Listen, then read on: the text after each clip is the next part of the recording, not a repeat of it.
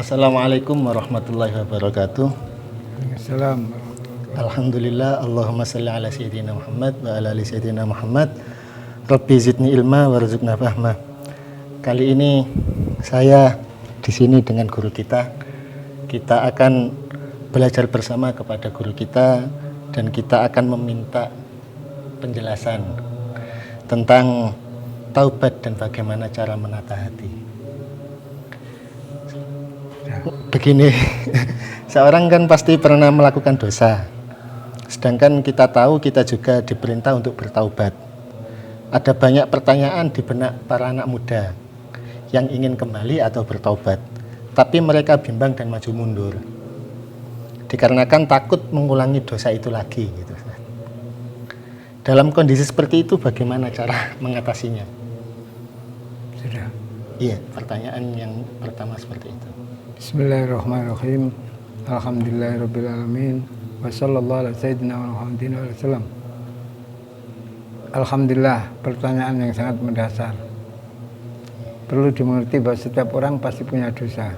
Sampai Allah menyatakan, walau yu'akhidullahu nasa bitulmihim ma taraka alaiha min dabbah walakin yu'akhiruhum ila ajal musamma fa idza jaa ajalum la yastakhiruna sa'atan wa la yastaqdimun. Artinya, seumpama Allah menerapkan siksa kepada pelaku dosa, sekali menjalankan sekali turun siksanya, tidak ada makhluk hidup di dunia ini. Orang yang dosa karena dosanya, yang lain karena panasnya dampak dosanya orang tadi. Ini menyatakan bahwa semua orang punya dosa kecuali Nabi dan Rasul. Terus kemudian Rasulullah mengatakan, kullu mati mu'afan ilal mujahir. Setiap umatku, semua umatku yang mati husnul khotimah pasti dimaaf dosanya, kecuali mujahir, kecuali yang membongkar rahasianya sendiri. Dosa yang telah ditutupi oleh Allah dibongkar sendiri, tidak akan dimaaf oleh Allah. Mana mujahir? Ada yang mengatakan mana mujahir itu menjalani dosa terbuka di muka umum.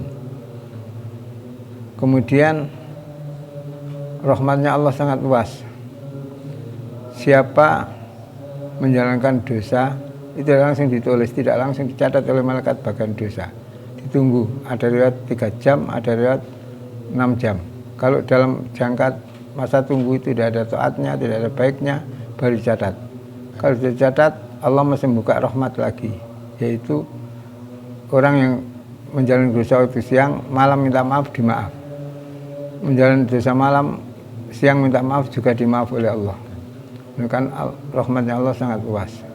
Kemudian ibadah antar sholat ke sholat maupun dosa yang dilakukan antara sholat dan sholat itu sendiri. Puasa Ramadan juga demikian.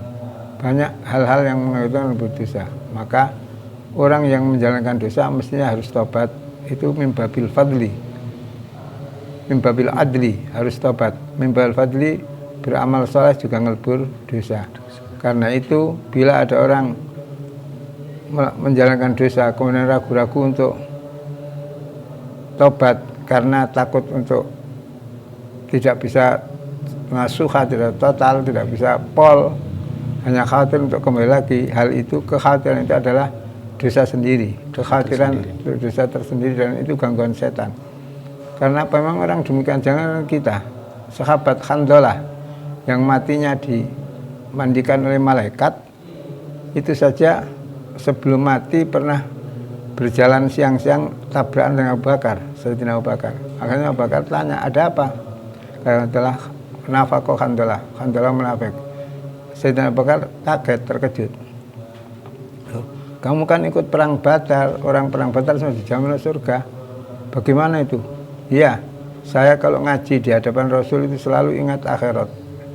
Tapi setelah keluar dari hadapan Rasul, kok apa yang saya lihat itu yang saya ingati. Lihat keranjang ingat ngarit, lihat bantal ingat tidur.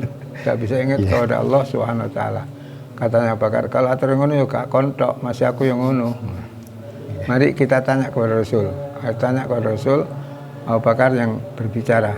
Kata Rasulullah, kok seumpama keberadaanmu di luar ngajiku sama dalam ngajiku, pasti kamu berjalan tangan sama malaikat terus-menerus seperti saya. Lakin hakada wa hakada. Nanging demikian itu manusia, sifatnya dosa tidak, dosa tidak. Artinya kalau dosa nang tobat, kalau sudah tobat upayakan jangan jauh dosa. Kalau dosa nang tangi jangan ngelongsor, jangan jatuh. Kalau sudah tobat, upayakan jangan sampai terjatuh. Nah ini maksudnya tidak mengizinkan untuk maksiat, tidak. Maksudnya orang harus waspada. Orang harus waspada. Dan hati seseorang muqallibal qulub, yang muqallibal qulub sabit qalbi ala ini. Jadi kekhawatiran tidak boleh. Sama orang dosa sama dengan orang sakit. Orang sakit itu kalau berobat nunggu waras atau setelah dikala sakit? Ketika sakit. Nah dikala sakit berobat, apakah berobat sudah takut nanti sakit lagi? Kan tidak. Berharap segera sembuh. Gitu. Pemikiran seperti itu tadi, yaitu kalau dapat khawatirnya kembali lagi, itu pemikiran setan. Tidak boleh demikian itu. Rahmatnya Allah sangat luas. Maka itu tadi, tobat dari dosa memang syaratnya, kalau tobat sama Allah syaratnya 3. 1, menghentikan dosa yang dilakukan. Nomor 2, menyesal. Nomor 3, ada keseriusan untuk tidak mengulangi lagi. Nah, sudah demikian mengulangi lagi, maka maksiat kedua tidak menggagalkan tobat pertama. Dari sini kalau kita orang yang cerdas, maksiat tobat terus dijalankan, karena orang berobat secara demikian. Sakit tobat, jangan menunggu sembuh baru tobat.